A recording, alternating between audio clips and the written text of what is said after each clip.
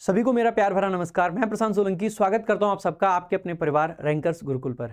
तो मेरे भाई, आप सभी लोगों के मन में बहुत सारे ख्याल आ रहे होंगे कि ये 8th पे कमीशन क्या है और इससे हमारी सैलरी पे, यानी कि जो आपको फ्यूचर में सैलरी मिलने वाली है, उस पर क्या फर्क पड़ने वाला है।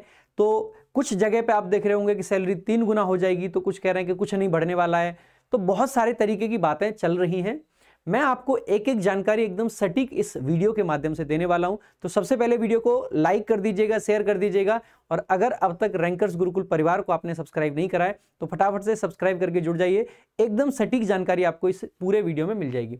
सबसे पहले भाई, ये जो पे कमीशन, जिसको हिंदी में हम वेतन आयोग कहते हैं, जब जब वेतन आयोग आपका लगता है, आता है, इसका मतलब ये है कि जो केंद्रीय कर्मचारी होते हैं, जिनकी फिलहाल संख्या 49 लाख है, उनके तो मजे हो जाते हैं। लगभग 49 लाख सरकारी कर्मचारी जो फिलहाल काम कर रहे हैं और लगभग 65 लाख पेंशनर्स जो हैं, उनको इस पे कमीशन से फायदा होने वाला है। तो इनकी मौज इसलिए हो जाती है क्योंकि सैलरी काफी बढ़ जाती है, यानी कि हम आसानी से कह सकते हैं कि भाई साहब मौज ही मौज हो जानी है, एकदम कतई मौज ही मौज हो जाएगी। अब जानते हैं कि ये पे कमीशन क्या होता है। थोड़ा सा इसकी हिस्ट्री के बारे में जानते हैं कि कब से इसको शुरू किया गया, कब ये पहली बार आया था। उतना हमें डीप में जाने की जरूरत है नहीं। तो सबसे पहले मेरे भाई, हमें ये जान लेना है कि ये पे कमीशन की हिस्ट्री क्या है। तो पिछले 2 पे कमीशन का हमें थोड़ा सा जान लेना चाहिए। लेकिन आप में से कुछ बच्चों को ना ऐसा फील आ रहा होगा कि हिस्ट्री पॉलिटी छोड़ो, जल्दी से ये बताओ पैसा कितना बढ़ जाएगा और कितनी सैलरी आपकी टोटल हो जाएगी। तो एक बार ना, ये जो 5वां पे कमीशन है, 6ठा है और 7वां ये देख लेते हैं, क्योंकि अभी 8वां आया है। तो ये पिछले 3 जो है, इनकी हिस्ट्री थोड़ी सी हमें देख लेनी चाहिए, जिससे हमें हेल्प मिलेगी। देखो, जब जब पे कमीशन आता है, आपको छोटी छोटी बातें बता देता हूं। पे कमीशन को जानने से पहले कुछ चीजें आप यहां पे इधर समझ लीजिए, तो आपको मुझे लगता है ज्यादा बेहतर समझ आ पाएगी। जब भी आप सैलरी की बात करते हैं, जो आपकी सैलरी होती है, तो सैलरी में वैसे तो बहुत सारे आपके अलाउंसेस होते हैं, लेकिन 3 बड़ी चीजें होती हैं। सबसे पहली जो चीज सैलरी के अंदर सबसे बड़ी जो होती है, दैट इज बेसिक पे। क्या होता है आपका? बेसिक पे होता है। जैसे आपकी 4600 ग्रेड पे की जितनी भी नौकरियां, यानी इंस्पेक्टर पोस्ट जो है, उनका जो बेसिक पे है वो बेसिकली क्या है आपका? 44,900। और ये जो बेसिक पे है, हर साल एक बार इंक्रीज होता है, या तो 1 जनवरी को कुछ लोगों का, तो कुछ लोगों का 1 जुलाई को। साल में एक बार।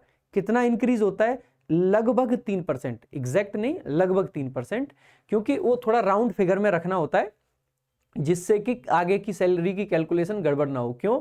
क्योंकि जितने भी अलाउंसेस आपको मिलने हैं वो इस बेसिक पे ही कैलकुलेट होके मिलेंगे। यानी कि जब आप 4600 पे ग्रेड ज्वाइन करते हो, तो 44,900 आपकी बेसिक सैलरी है। क्या ये एग्जैक्ट सैलरी है, इन हैंड सैलरी है? नहीं। बेसिक सैलरी का मतलब है ये सैलरी आपकी बेसिक है, इस पे आपको अलग अलाउंसेस और मिलेंगे। दूसरी जो एक बड़ी चीज होती है, जिसको हम बोलते हैं डियरनेस अलाउंस, महंगाई भत्ता, शॉर्ट में सर इसको डीए बोल देते हैं। ठीक है। डीए की अगर हम बात करें, जो एट प्रेजेंट है, तो वो है 53%। साल में 2 बार डीए बढ़ता है, एक बार जनवरी में और एक बार आपका जुलाई में। तो जनवरी और जुलाई 2 बार आपका डीए बढ़ता है साल में, और अभी फिलहाल ये 53% है। कभी 2% बढ़ता है, तो कभी 3% बढ़ता है। ठीक है। तीसरी जो चीज आपकी होती है वो होती है होम रेंट अलाउंस, अगर शॉर्ट में बोले तो HRA, यानी कि जो आपके मकान के किराए का भत्ता मिलता है।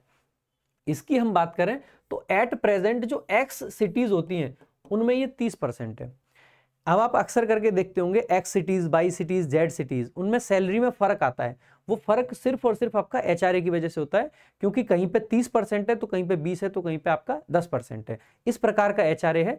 तो HRA की वजह से ही अब ये देखो कि 53% है, ये 30% है। ये किसका 53%? बेटा जी, इस बेसिक पे का 53%, इस बेसिक पे का ही है 30%। तो इस प्रकार से आपकी सैलरी का कैलकुलेशन होता है। अब होता क्या है कि भाई, अगर साल में 2 बार ऐसे आपका डीए बढ़ रहा है, तो डीए तो बढ़ बढ़ के कई 1000% पहुंच जाएगा कई सारे सालों में। तो लेकिन ऐसा होता नहीं है। क्या होता है, साल में 2 बार आपका डीए बढ़ता है, यानी कि लगभग मान लीजिए एक बार मान लेते हैं 3% बढ़ाया सरकार ने, और एक बार 2%, यानी कि साल में कितना बढ़ा? 5%। तो 10 साल में कितना बढ़ जाता है?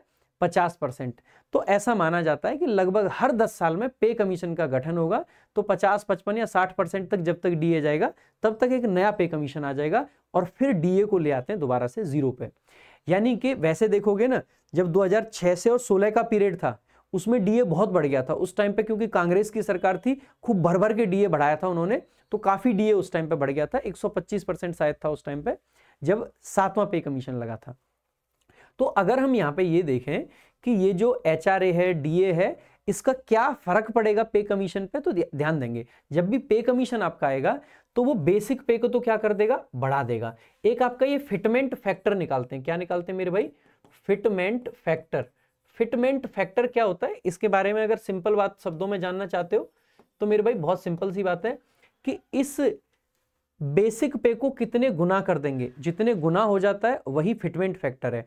अगर इस बेसिक पे को 2 गुना कर दिया जाए तो फिटमेंट फैक्टर 2 हो जाएगा, अगर इसको 2.5 गुना कर दें तो 2.5 हो जाएगा। यानी कि अगर इसमें 100% की वृद्धि कर दी, यानी कि 2 गुना कर दिया, तो फिटमेंट फैक्टर 2 हो गया। 150% की वृद्धि कर दी तो इसका मतलब है इसको 2.5 गुना कर दिया तो फिटमेंट फैक्टर 2.5 हो गया। मान लो इसमें 50% की वृद्धि की जाती है, यानी कि इसका मतलब है कि आपका फिटमेंट फैक्टर कितना हो गया, 0.1 मतलब 1.5, 1.5 गुना हो गया मतलब, ठीक है। तो इस तरीके से निकालते हैं। और जब भी आपका पे कमीशन लगता है तो ये जो डीए है, इस डीए को 0 कर दिया जाता है। क्या कर दिया जाता है, 0। अगर हम 2016 का एग्जाम्पल लेके चलें तो एचआरए को 30% से घटा के 24% कर दिया गया था। एचआरए का कुछ ये सेट करा है कि देखो जब डीए जो है 0 से और 25% तक रहेगा डीए, तो ऐसे केस में यहां पे अगर हम इसको डीए मान रहे हैं तो डीए जब 0 से 25% है तो एचआरए का कुछ कैलकुलेशन ये था कि एचआरए आपका 24% रहेगा, ठीक है। जब डीए आपका 25 से लेके और 50%, वो 49 और 50 का परसेंटेज खुद से समझ लेना, ठीक है। तो डीए जो है 27% हो जाएगा एक्स सिटी में। और जब भी डीए आपका 50% से ऊपर पहुंच जाएगा, ठीक है, 50% से प्लस हो जाएगा, तो इसको 30% कर देंगे। यानी कि अगर हम अगले पे कमीशन का भी मान के चलें तो कुछ ऐसा ही रहने वाला है। तो एक बार पिछले जो 3 थे उनके बारे में और देख लेते हैं। तो कुछ ये थे, 5th पे कमीशन में जो था मिनिमम बेसिक पे, मिनिमम बेसिक पे यानी कि सरकारी नौकरी में जो सबसे कम लेवल की बेसिक पे है वो कितनी थी आपकी, वो थी 2550। इसको बढ़ा के कर दिया गया था छठे के दौरान 6660 रुपए, और जब 7वां लगा तो इसको 18000 कर दिया गया। ये मैं फिर कह रहा हूं कि ये आपकी क्या है, ये सिर्फ बेसिक पे है, आप इसको फाइनल सैलरी ना समझें। इस बेसिक पे पे 24% आपका एचआरए और प्लस में आपका ये भी मिलता था डीए। तो देखो बेसिक क्या क्या होता है सैलरी में, अलाउंसेस कौन से हैं, एक तो बेसिक हो गया, डीए हो गया, एचआरए हो गया, यहाँ पे भी यही दे रखा है। ये लगभग 3% वो है जो हर साल बढ़ता है। अब की बार क्या इसको बढ़ाया जाएगा, मुझे नहीं लगता, मुझे लगता है अब की बार ये 3% ही रहने वाला है। मैक्सिमम सैलरी वो है जो टॉप रैंक की पोस्ट होती है, आईएएस वगैरह जो होते हैं उनकी क्या सैलरी होती है। तो यहाँ पे ये सारी चीजें आपकी दे रखी हैं। तो ये आपका डाटा है 5वें का, 6वें का, 7वें का।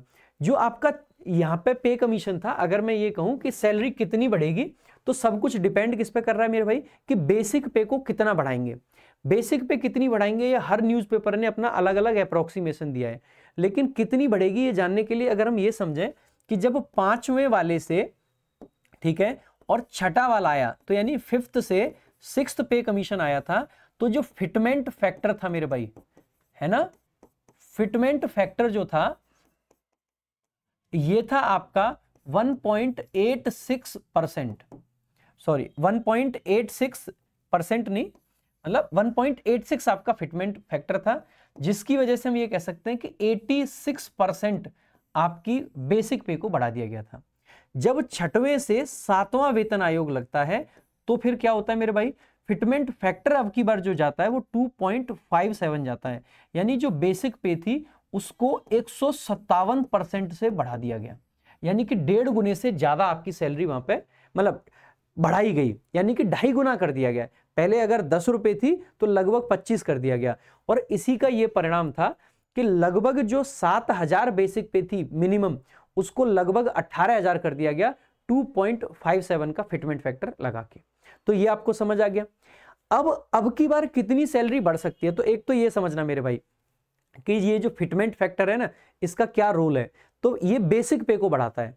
तो अब की बार कितना बढ़ सकता है, आप देखोगे कि यहां पे सर काफी नहीं बढ़ा दी गई 157%। बेटा जी ये 157% इसलिए बढ़ाया गया कि जब भी पे कमीशन आता है तो क्या करते हैं, डीए यानी डियरनेस अलाउंस को 0 कर देते हैं। मैंने आपको पहले भी बताया था कि 2016 के टाइम पे डीए कितना पहुंच चुका था, 125%। अब आप खुद से बताइए जिस एम्प्लॉय को 125% डीए पहले से मिल रहा है, प्लस में 6% ये उसमें भी कटौती करने वाले हैं।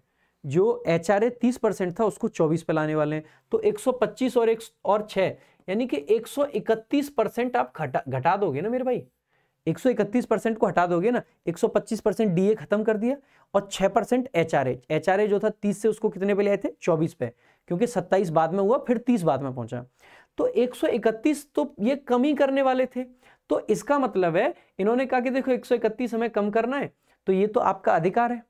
प्लस में सरकार कह रही है कि भाई हमने अपनी तरफ से आपको कितना दे दिया, लगभग 26% और दे दिया। तो कायदे से देखें तो सरकार ने 26% का इंक्रीमेंट एक साथ दे दिया। लेकिन इसको सिर्फ 26 समझने की गलती ना करें, इसमें और भी फैक्टर्स हैं। जैसे कि अब देखो, अब तक क्या था, जैसे मान लो एक आदमी जिसका 7,000 था बेसिक पे, ठीक है, अब कितना हो गया, 18,000।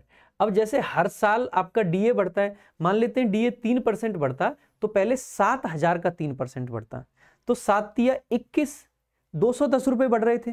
लेकिन अब 3% बढ़ेगा तो किसका बढ़ेगा, 18,000 का, 18 तिया 54, यानी कि 540 रुपए आपके बढ़ रहे हैं। तो ये डिफरेंस आ जाता है कि यहां पे जो सैलरी बढ़ने की स्पीड है ना, वो भी बढ़ जाएगी। तो जब भी नया पे कमीशन लगता है तो न सिर्फ एक साथ में सैलरी बढ़ती है, बल्कि में सैलरी बढ़ने की जो स्पीड है वो भी आपकी बढ़ जाती है। अब आ जाते हैं भाई कि 8th पे कमीशन में ये फिटमेंट फैक्टर कितना होने वाला है, तो 8th वाला एक बार देख लेते हैं। तो देखो भाई, जितने आपके न्यूज़पेपर मैंने देखे, देखो मैं तो अर्थशास्त्री हूं नहीं मेरे भाई, और ना ही मैं कोई मैथमेटिशियन हूं। जितने मैंने न्यूज आर्टिकल थे मैंने लगभग सारे पढ़े। जो मुझे समझ आया, ज्यादातर लोगों का कहना है कि फिटमेंट फैक्टर सर अब की बार जो रहने वाला है 8वें में, वो 2.28 से लेके 2.86 तक रहने वाला है, इसके बीच में कहीं भी रह सकता है, ऐसा अप्रोक्सीमेशन लोगों का है। हम इसको एक बार, अगर आपको सैलरी कितनी बढ़ेगी ये जानना है, तो आपको समझाने के लिए एक बार इसको 2.5 अगर हम मान लें, तो यानी कि यहां पे 2.5 भी अगर हम मान लें तो कितना आपका बढ़ जाएगा, यानी कि 150% की वृद्धि इसमें होने वाली है। ठीक है, 150% की वृद्धि होगी। अब ये वृद्धि कैसे काम करेगी, क्या जो सैलरी, जैसे मान लेते हैं कि आज किसी, यानी 2.5 गुना सैलरी हो जाएगी, तो क्या आज किसी की 50,000 है उसकी सीधे 1,25,000 सैलरी हो जाएगी? ऐसा नहीं होगा, सिर्फ बेसिक पे 2.5 गुना होगी। बेसिक पे 2.5 गुना होने का मतलब ये नहीं कि सैलरी 2.5 गुना हो जाएगी, सैलरी 2.5 गुना नहीं हो रही है। सैलरी पे कितना फर्क पड़ेगा वो देख लेते हैं एक बार को सपोज करते हैं, जो 18,000 अभी बेसिक पे है, कितना है 18,000, मान लेते हैं लगभग 50% डीए, वैसे 53% है, 50% मान लेते हैं कैलकुलेशन आसान करने के लिए, तो 9,000 आपका क्या बन गया, डीए बन गया। लगभग आपका 30% एचआरए है, तो इसको आसान करने के लिए मान लेते हैं कि 5400, 18 होते हैं ना, 5400 आपका एचआरए हो गया। इन दोनों को अगर हम जोड़ते हैं तो ये आपका 32,400 सैलरी बन रही है एट प्रेजेंट। अब अगर हमने 2.5% का फिटमेंट फैक्टर मान लिया, मतलब 2.5 आपका फिटमेंट फैक्टर है, तो ये 2.5 गुना हो जाएगा। 2.5 गुना होने का मतलब है कि ये आपका कितना हो गया, 45,000 भाई। ठीक है, कितना बना, 45,000 बना आपका बेसिक। एचआरए आपका कितना होगा, तो आप कहोगे सर एचआरए पिछले की तरह मान लेते हैं कि एचआरए अब की बार भी आपका कितना बन जाएगा, सिर्फ 24% पे एचआरए को ये लोग ले आएंगे, तो 24% आपका एचआरए हो गया। इसका 25% मान लेते हैं लगभग, है ना, इसका 25% यानी 1/4, तो 10,000 और आपका 11,000, लगभग 11,000 के करीब बन गया, है ना। तो 11,000 करीब, मैं अप्रोक्सीमेट मान के चल रहा हूं, 11,000 के करीब एचआरए बन गया। अगर हम डीए की बात करें तो आप कहोगे सर डीए कितना बनने वाला है, 0%। जब भी नया वेतन आयोग लगता है तो डीए 0% पे पहुंच जाता है, तो ये आपका 0% है, यानी ये जो सैलरी आपकी बन जाएगी 45 और 11, तो नेट सैलरी आपकी लगभग बनी 56,000। यानी कि मैं इतना कह सकता हूं मेरे भाई कि जिसकी पहले 32,400 के करीब बन रही है अभी, उसकी 56 तक पहुंच सकती है अगर फिटमेंट आपका 2.5 लगा, डबल भी नहीं हुई कायदे से। ठीक है, हालांकि जब आगे सैलरी बढ़ने की स्पीड है वो काफी बढ़ जाती है। तो ये था आपका पूरा का पूरा किस तरीके से सैलरी आपकी बढ़ने वाली है। यानी कि अगर मैं ये मान के चलूं कि एक आदमी जो 4600 ग्रेड पे सेलेक्ट है, यानी कि उसकी जो बेसिक पे है अभी लगभग 45,000 है, अगर 2.5 गुना इसको कर दिया जाए तो 45 का डबल होता है 90 और 45 का आधा होता है 22.5, यानी कि 1,12,500 के करीब उसकी बेसिक पे हो जाती है, जिस पे लगभग 25% अगर डीए आप माने तो एचआरए अगर आप माने तो 25,000 वो हो गए और 2,500 वो हो गए, तो 25 और 2.5 27.5, यानी कि 27.5 वो हो गए। तो आपकी 1,40,000 के करीब सैलरी पहुंच जाएगी, जो कि नए इंस्पेक्टर भर्ती होने वाले हैं। तो अगर आप इतनी मेहनत कर सकते हो कि इंस्पेक्टर बने, तो आप बेसिकली कितनी सैलरी उठाओगे? शुरुआत में ही 1,40,000 रुपए, जो कि अभी कितनी बनती है तो आप इजीली कैलकुलेट कर सकते हैं कि 45,000 वो हो गया, 50% डीए लगा दें तो 45 और 22 लगभग आपका कितना बन जाता है? 45 और 22 67 बन जाता है, जिसपे 30% अगर और लगा दें हम तो 30% और लगा देते हैं तो 45 का 30% कैलकुलेट कर लेना, वो आपका आ जाएगा। ठीक है, तो लगभग जो अभी सैलरी बन रही होती है वो आपकी 80 से तो ऊपर बनती है, तो 80 के करीब मान लेते हैं, 80-82 बन रही होती है। ठीक है, तो 80-82 से सीधे 140 के करीब पहुंच जाएगी। तो डबल तो नहीं हुई, लेकिन बहुत बड़ा अमाउंट है 140। तो मेरे भाई कब से लागू होगी? तो ये 1 जनवरी 2026 से लागू हो जाएगा। ऐसा हो सकता है जैसे डीए में भी ऐसा होता है, डीए लागू होना होता है 1 जनवरी से, सरकार अप्रूव करती है कभी फरवरी में कभी मार्च में, लेकिन वो जो पीछे का पैसा होता है ना वो आ जाता है इकट्ठा। मान लीजिए 1 जनवरी से पहले नहीं मिल पाया, क्योंकि अभी देखो वेतन आयोग का सिर्फ अप्रूवल मिला है, अभी गठन होगा, वेतन आयोग का गठन होगा जिसमें लगभग 3 मेंबर आपके होते हैं, शायद 1 चेयरमैन होता है, 2 अदर मेंबर होते हैं। फिर वो पूरा स्ट्रक्चर निकालेंगे, क्या कमियां हैं सैलरी स्ट्रक्चर में, कितनी सैलरी बढ़नी चाहिए, महंगाई कितनी बढ़ी है, बहुत सारे फैक्टर्स को टटोलेंगे। उसके बाद में सरकार को रिकमेंडेशन देंगे कि देखो इतना बढ़ना चाहिए, फिर सरकार उन पर विचार करेगी और सरकार फिर उसको लागू करेगी। उसके बाद में वो सारा बिल वगैरह पास होगा हर जगह से, तब जाके लागू हो पाएगा। यानी प्रोसेस काफी लंबी है, हो सकता है इसमें 2026 का आधा साल निकल जाए, लेकिन इसका मतलब ये नहीं है कि आधे साल की सैलरी मारी गई, नहीं, जो सैलरी है वो आपका एरियर्स के रूप में आपकी इकट्ठी आ जाएगी, तो इकट्ठा काफी सारा पैसा भी मिल जाएगा उस टाइम पे। ठीक है, क्योंकि एकदम से बहुत बड़ी हुई सैलरी आएगी तो वो इकट्ठा पैसा एक साथ मिलेगा। तो इस तरीके से काम करेगा, तो 1 जनवरी से लागू होगा। अब आप में से बहुत सारे लोगों को लग रहा होगा कि सर हमें कैसे फायदा होगा इसका, हमें क्या फायदा? तो मेरे भाई आपको एक ही फायदा है कि आपका मोटिवेशन, अगर सैलरी डबल हो रही है तो आपका मोटिवेशन 4 गुना हो जाना चाहिए कम से कम। तो मोटिवेशन 4 गुना कीजिए और अपनी पढ़ाई में जी जान से लग जाइए। कैसे पढ़ सकते हैं? तो मेरे भाई आप सभी लोगों के लिए फायदे की बात है ये, क्योंकि चाहे आपका 8th पे कमीशन लग गया है, चाहे कुछ भी हो गया है, लेकिन हमारे वीओडी बैच की जो फीस है वो जो 699 रहती है, आज के लिए तो ऑफर में सिर्फ 499 है मेरे भाई, सिर्फ आज के लिए 499 है। तो आप इंग्लिश स्पेशल बैच ज्वाइन कीजिए और मेरे भाई आप तुरंत पढ़ना शुरू कर दीजिए इंग्लिश वीओडी बैच से और सिलेक्शन की तरफ बढ़ जाइए। लेकिन आपको एक फील आएगा, क्या एक बैच से सिलेक्शन हो जाएगा एक सब्जेक्ट से? तो मेरे भाई एक सब्जेक्ट से नहीं, सब्जेक्ट सारे आपको चाहिए होंगे। अगर बाकी आपने ले रखे हैं पहले तो आप इंग्लिश का बैच लीजिए और पढ़िए जोरदार तरीके से, रिकॉर्डेड बैच लीजिए, ऑफर में चल रहा है। लेकिन अगर बाकी नहीं ले रखे हैं आपने तो आपके लिए स्पेशल ऑफर है, यह है कॉम्बो हमारा बैच। और कॉम्बो बैच भी भाई हमारा बहुत खास बैच है। क्यों है ये बैच खास? क्योंकि भाई ये भी अभी ऑफर में चल रहा है, 1599 रुपए में सारे के सारे सब्जेक्ट आपको इकट्ठे मिल जाते हैं एक ही जगह पे, तो आपको फायदा होगा ऐसे। तो आप बैच लीजिए, विक्रम सर, आदित्य सर, मैं और हमारी पूरी टीम आपको डेडिकेशन के साथ में लगातार पढ़ाते हैं, बेहतरीन तरीके से पढ़ाते हैं। तो आप इस बैच से तैयारी करके इंस्पेक्टर बन सकते हैं और 1.5 लाख रुपए महीने की सैलरी के मालिक बन सकते हैं। बाकी मेरे भाई आपको बाकी की इंफॉर्मेशन चाहिए, कुछ भी चाहिए, तो आप हमसे इंस्टाग्राम पर जरूर जुड़ें, प्रशांत_सोलंकी_इंग्लिश, और बाकी हमारा Telegram channel rankers Gurukul official, वो क्या वंडर्स बाय प्रशांत सर, दोनों जरूर ज्वाइन कर लें। बाकी आपको कुछ भी जानना है, कुछ भी पूछना है तो कमेंट बॉक्स में पूछ सकते हैं। वीडियो अच्छी लगी हो तो लाइक करें, शेयर करें, सभी तक जरूर पहुंचाएं। मिलेंगे अगली वीडियो में। Thank you so much. जय हिंद, जय भारत।